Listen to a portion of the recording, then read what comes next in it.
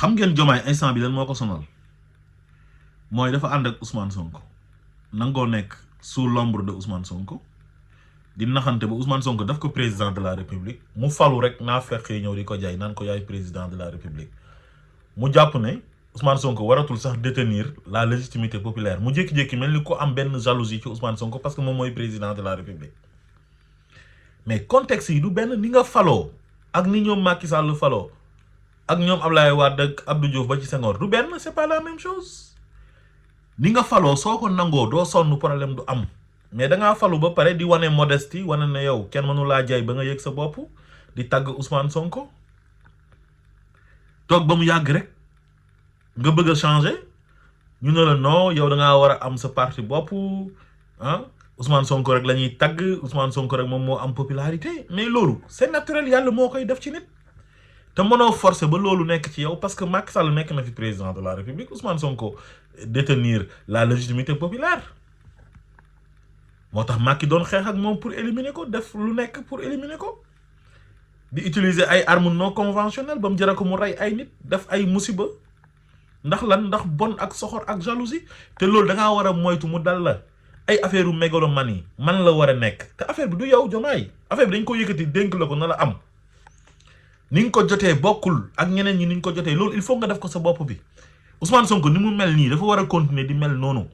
yow loolu mënu la teree nekk président de la République parce que président de la République bi askan wi ñoo dajee def la ko nga am légitimité Ousmane Sonko li mu populaire lu mu la faire de l'ombre mënul tere yow dootoo nekk ci président de la République loolu mënta nekk c'est impossible mais ni mu mel noonu il faut nga nangu ko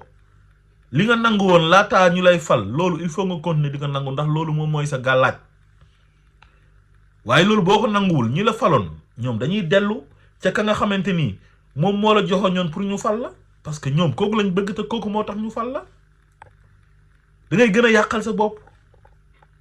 ñi lay conseiller wuñ la ay conseils yu baax parce que ay nit ñu bon lañ diviser pour mieux régner la ñuy def dañoo am ak Ousmane Sonko problème personnel parce que dañoo soxoree Ousmane Sonko iñaanee ko li ko yàlla may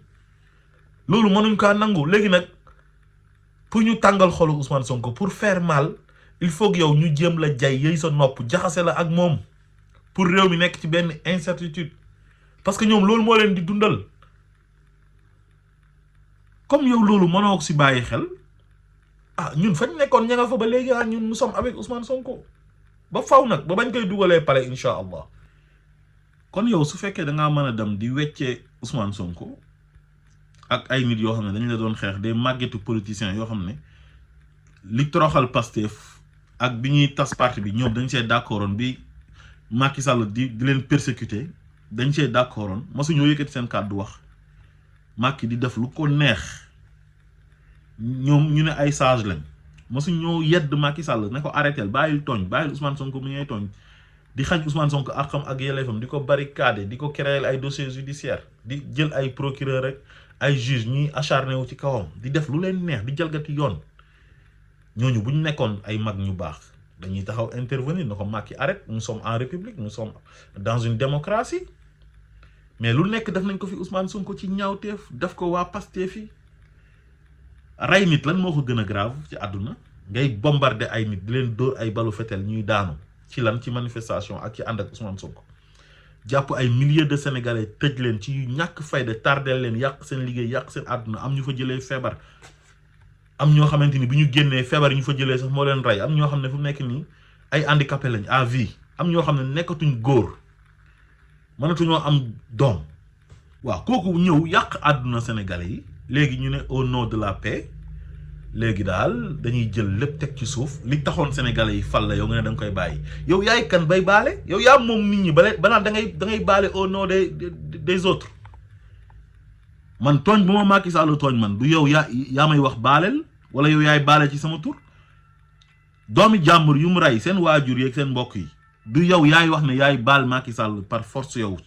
ñooñu ñoo mën a baale te avant ñuy baale il faut que justice soit faite ñu xam kan mooy seen ay bourreau kan moo rey seen ay doom kan moo rey seen ay baay kan moo rey seen ay yaay kan moo rey seen sœur kan moo rey seen frère ku rey seen nijaay kan moo jàpp seen ay doom seen ay mbokk tëj leen ci kaso bañ jëlee fa feebar ba génn dee kan moo doon torturer Pape Ablaye Touré ak ñeneen ñi ñu doon torturer kan moo doon recruter ay nervi ñuy rey nit ñi lan moo tax ñu rey Fulbert Sambou lan moo tax ñu rey Didier Badji lan moo tax ñu rey François Mancabou mais xoolal yu graaw yooyu yëpp tey Diomaye nee na moom au nom de la paix loolu daf koy baale loolu mooy la xanaa kon bu ëllëgee keneen mën na ñëw def pire que ça parce que daf naan après du mujj fenn impunité bi lañ dul nangu nañ wax ci loolu gis nga gars yi patriote yi wax ji foofu la war a nekk bu ñu tontu ay ñoom Adjuma Sow yi nii nga xam ne c'est des miniatures quoi tekkiwuñ dara sëñ Baara mu ñuy xas di ko gaaruwaale naan ay charlatan ay militant wu 25e heure li sëñ Baara def moom defu ko ndax sëñ Baara au moins moom xeex na ba dugg kaso masul daw génn Sénégal dafa toog ci biir Sénégal jàkkaaru Macky Sall di dem ci télé yi di jël position di wax bañ jàpp ko tëj ko mu def grève de la faim mais moom moment boobu moom mi nga xam ne militant wu première heure la mais dafa daw moom dem Canada xaar ba affaire bi neex ba Diomaye falu mu soog a ñëw kon kooku du nitu dara tapet la amut lu mu wax il doit fermer sa gueule jarut sax ñu koy tontu di ko may ay promotion nañu nekk ci lu ñu nekk nañu focus ci Ousmane Sonko préparer élection 2027 yi préparer élection 2029 yi ngir fal Ousmane Sonko président wan leen na leen ñun duñ seen morom yéen wan leen na leen doole ji Pastef moo ko yore wan leen na leen Sénégal Ousmane Sonko lañ bëgg yàlla ubbi na xolu lu ëpp ci Sénégalais yi dugal fa Ousmane Sonko te ñoom mënuñ ci dara nañ leen wan loolu nañu def suñu interlocuteur président Diomaye mi nga xam ne fi mu toog ñun ñoo ko fa teg ginnaaw yàlla ak askanu Sénégal ñun ñoo nekkoon ci réseau yi di sensibiliser Sénégalais yi di leen conscientiser Ousmane Sonko di sensibiliser di conscientiser ñi mu àndal nii tey ñoo ko doon saaga démb di ko xas ci ay nu muy waxee ci jëmmam physiquement ñu koy saboter ñi ko yàlla bindee ñun ñu taxaw di ko sang di ko défendre mu dem ba jekku jàpp ne fu mu nekk ni dugg na palais ay garde du corps wër ko di ko tóojal di ko defal ay honneur muy nommé à tous les postes civils et militaires par décret nekk clé de voûte des institutions chef suprême des armées président du conseil supérieur de la magistrature am avion de commandement am caisse noire buy daw ci kaw tali bi ñu wàcc abal ko léegi loolu moo tax mu yëg boppam léegi di ñuy jaay ay arrogance mais nañ ko wan ne ko ñun nous sommes le peuple ñun ñooy fal ñun te fu mu toog ñun ñoo ko fa teg ci ndigalu Ousmane Sonko te yeneen élection yi di ñëw dinañ ko wan moom ñi mu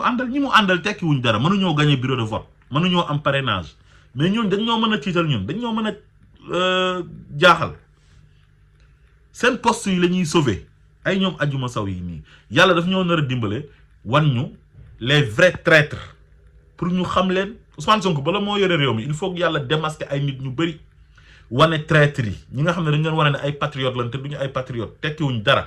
il faut que yàlla seppi leen ba pare ñu soog a teg Ousmane Sonko ngir mu mën a defar réew mi